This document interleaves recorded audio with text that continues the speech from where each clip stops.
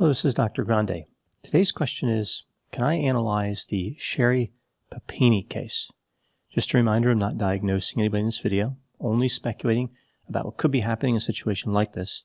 If you enjoyed this video, please like it, subscribe to my channel, and consider supporting me on Patreon. I'll put the link to Patreon in the description for this video. So this case starts on November 2, 2016. 34-year-old Sherri Papini was jogging near her residence in Redding, California, when she was allegedly kidnapped sometime between 11 a.m. and 2 p.m. Her husband, Keith Papini, came home from work and noticed that Sherri was not there and did not pick up the children from daycare. He used an app to locate her phone and earbuds. The result indicated they were about a mile from the home. He called 911 at 7:51 p.m. The police gave him a polygraph, and reportedly he passed, although polygraphs really don't matter. I've talked about that before. They're just nonsense. But it made the police feel confident that he was not involved. The police investigated a lead in Michigan. They revealed that Papini had a male acquaintance from there. She had been texting this man and was going to meet him in California. The two had initially communicated years before this incident, and they kept in contact. The man in Michigan was cleared of any involvement in the incident. On November 24, Thanksgiving Day, Papini was freed about 150 miles south of where she was kidnapped. She flagged down a vehicle at about 4 a.m. She had a 1/4-inch chain around her waist, a zip tie on her left wrist that was connected to it, and she had hose clamps around her ankles. A motorist called the police. Papini was treated at a hospital for non-life-threatening injuries and was discharged the same day. She said 2 Hispanic women kidnapped her. They had a pistol and drove a dark-colored SUV. She did not get a good look at them at any point during her captivity because they kept her head covered or they had their faces covered. She said both women spoke Spanish most of the time. One had long curly hair, pierced ears, thin eyebrows, and a thick accent. The other one was older. She had straight black hair with some gray and thick eyebrows. It would take 11 months for the police to release the sketches. The police indicated that Papini was branded on her right shoulder, but the details about what that looks like have not been released. Keith Papini said that his wife was beaten, starved, and had her hair cut off while being held captive. Her nose had been broken, she was covered with bruises, red rashes, and marks that looked like they were caused by chains. In addition, she weighed only 87 pounds, about 15% lighter than when she was abducted. Sherri Papini reportedly passed a polygraph as well. At this point in the investigation, the police were out of leads. Nobody saw the kidnapping. Nobody knew anything. To make things worse, Papini's recollection of events was not good. She produced information in pieces over a relatively long period of time. Not everything in her story was consistent. Papini told a story about how she fought back against one of the assailants, slamming the woman's head into a toilet, which resulted in Papini cutting her own foot. She did not have a cut on her foot when she was treated at the hospital. There was no evidence that there had been a cut either, like there wasn't a scar indicating that a cut was healing. Many people have doubted Papini's story, but those doubts only grew when DNA from 2 individuals was found on her clothing, one male and one female. Again, she was allegedly kidnapped by 2 females. The male DNA was on a jacket that the kidnappers gave her. The DNA did not belong to Papini's husband. It was not matched to any individual in the FBI's Combined DNA Index System, otherwise known as CODIS. The female DNA did not match Papini. At the time making this video, this investigation continues. The police have not ruled Papini out as a suspect. The Papini family moved to an undisclosed location, but then moved back to the original home. This was the home where Keith had grown up, the family home. So what could be happening in a situation like this? Was this kidnapping real? Was Papini telling the truth? Or was this some type of hoax? Was Papini trying to cover up some bad behavior? I will look at the evidence both for and against the idea that this kidnapping was real. So I'll start with the evidence in favor of the idea it was real. Papini did sustain damage to her body and was wearing makeshift restraints, It's hard to imagine somebody would do this to themselves, although it's possible that somebody else did it, but they were not really kidnappers. Papini's husband passed a polygraph. As I mentioned, they are nonsense, but the fact that the police interviewed him using that process and didn't find any inconsistencies points to the idea that he was being honest. Police always suspect the husband in these types of cases. They look at the husband and see a suspect superimposed on him, like Wile E. Coyote sees a hot dog superimposed on the Roadrunner. Papini also passed a polygraph, but more importantly, the police did not catch her on a significant inconsistency except the missing cut on her foot. There was a video of Papini running on the road after being freed on Thanksgiving Day that was captured by a surveillance camera. One would think that if she was faking it, she really wouldn't be running until she saw a vehicle to flag down. It seems unlikely she would have the knowledge that a particular store had a surveillance camera pointed in her direction. Papini appeared to have cooperated with the police, although I think there are indications she really did not, but running under the assumption that she did, as they have said, her level of cooperation would be consistent with the police finding an inconsistency if she was not telling the truth. So again, we see she has a lot of exposure to the police. They have a lot of conversations, and that's more opportunity for them to catch her in some type of lie. Look at the evidence against the story being true.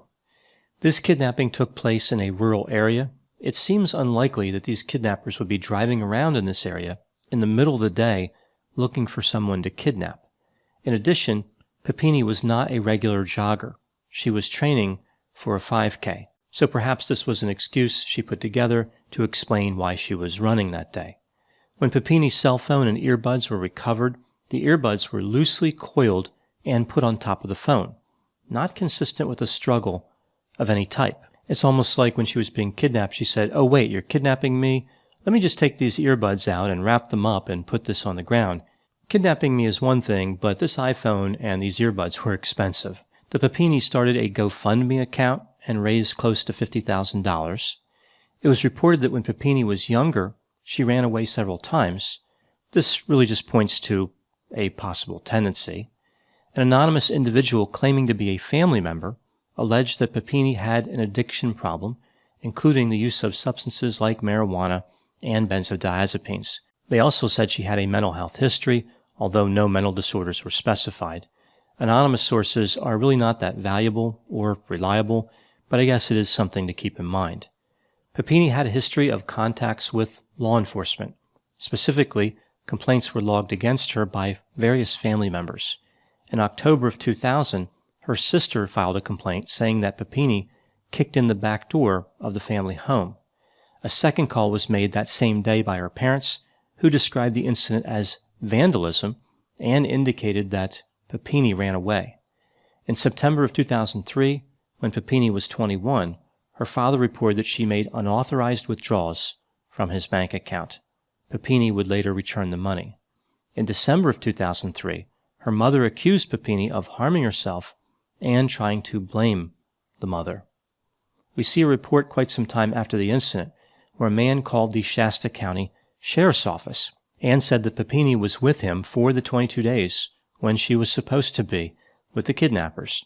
I feel like this is the kind of lead that should be followed up on. If this guy could prove he was telling the truth, that would pretty much be the end of the mystery.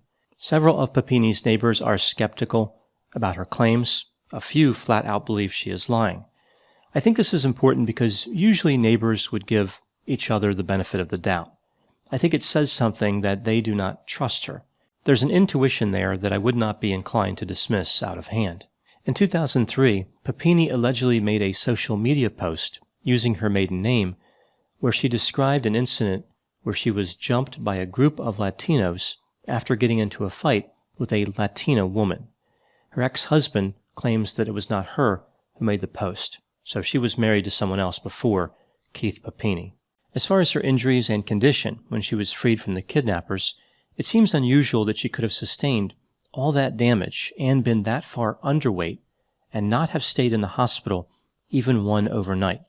Now, it could have been that she left against their advice, but why would she do that? Speaking of her injuries, as I mentioned before, there was an inconsistency in her story where she said she fought an assailant and cut her foot in the process. I think that's actually a fairly important inconsistency. Papini went to high school with a girl who went missing while jogging. That happened right near where Papini was allegedly kidnapped. When Papini was missing, an anonymous donor offered $50,000 for her release. The offer was valid until 5 a.m. on November 23. She was released less than 24 hours later. This is just an odd coincidence that has never really been explained. Papini was accused by an anonymous extended family member of trying to fabricate a story about being kidnapped in 2006. There's no reason to believe that Papini had a bad memory, and all of a sudden there's this incident and she has trouble remembering things. There are additional confusing items leaning toward the idea that this is a hoax that have to do with the nature of the kidnapping itself. Several parts of this really don't make a lot of sense. There were 2 female kidnappers. That is unheard of. They held Papini for 22 days and then released her. Kidnappings don't usually end with the victims being released. It's not like kidnapped victims expect to be released, like they would say to the kidnappers, "Hey, is this going to take a while? I have things to do." What was their motive other than abusing her, and why did they want to do that? There was no ransom demand. They didn't ask her for anything, like they weren't trying to get money from her. It just doesn't make any sense. They took a tremendous amount of risk for what? Now, there is this theory that Papini was kidnapped by these women as part of some type of sex trafficking operation. They realized that she was older than they thought only after they kidnapped her. Then there was a lot of publicity. Her face was plastered all over the news. None of their customers would have wanted someone so high profile, so the kidnappers just let her go. I don't think this is a terrible theory. It's not a good theory, but not terrible. The problem is that the police actually have dismissed this theory, saying that if the purpose was trafficking, the kidnappers would have been much more professional than the people that Papini described. This theory by the police actually makes good sense. For example, when these kidnappers released Papini, why was she still wearing restraints? Those could have been connected to them. There's no reason to take that chance. The behavior of the police, I think, actually points to the idea that this was a hoax as well. It is reasonable to believe that they know quite a bit of information that the public does not know. Why did they take 11 months to produce the sketches of the suspects? That does not demonstrate a sense of urgency. Now, the police have said there is no reason to doubt Papini's story, but they've also said there is no danger to anyone else in the community. That seems like a bit of a contradiction. Yes, this woman was kidnapped and held for 22 days, but they won't do that to you. Don't worry about it. So back to that question, was this a hoax? I'm not sure. There are definitely reasons to believe Sherri Papini and reasons not to. Strictly based on the statistics involved here, I believe this is probably a hoax. I think what happened here is the police don't want to be wrong about this one. I think they know that this doesn't add up, but how terrible would it be if they started treating this like a hoax and it turns out that she was telling the truth? That would be much worse than the police being fooled in the way that might be happening now. There's simply too much at stake for the police. It's not like somebody made up a story about their pet rock being kidnapped. This was a person being kidnapped. It's a serious case, and I think they're just being cautious. So here's my theory about this case. Here's what could be happening in a situation like this. It's important to note this is pure speculation. There is a possibility that based on these various sources I mentioned, Papini could have a problem with substance use and emotional regulation. Furthermore, she was communicating with that man in Michigan. Now, I know the police cleared him, but I think what's material here is what she was planning to do with him. The police will not say if that interaction was romantic. So I guess they would have us believe that this guy was going to come out to California and he and Papini were going to play chess. So adding it all up, there's a possibility that Papini has a tendency towards substances, impulsivity, and extramarital relationships. On November 2, she meets up with another man, perhaps the guy who claimed to be with her for the next 22 days. They go somewhere and engage in various activities. In a sense, this is like a bender with sex. Once the excitement wears off, Papini realizes that she's in a bit of a situation. She remembers the story about her friend who went missing. She decides to simply pretend she was kidnapped. She brands herself or has her lover do it because she knows that'll make her story more believable. She claims to have memory problems, so she's not responsible for recalling any of the information. She creates kidnappers that mostly speak a language that she doesn't speak. So again, kind of lets her off the hook for trying to remember anything that they said. And of course, she is dropped off in a rural area. This theory explains why her husband did not seem suspicious to the police. She would have lied to him as well in that process, so he really didn't know what was going on. Neighbors said that he was head over heels in love with her. It makes sense that he would believe her story. This theory also explains a number of other items. Why she didn't have that cut on her foot when she said she did, why her earbuds were coiled up on the phone, why nobody found these kidnappers, why there was a man's DNA on her clothing, and why we don't see a sense of urgency on the part of the police. Again, this is just a theory. I have no idea what happened. I would be surprised if this case is ever solved, as it has already been over 4 years with no resolution at the time making this video.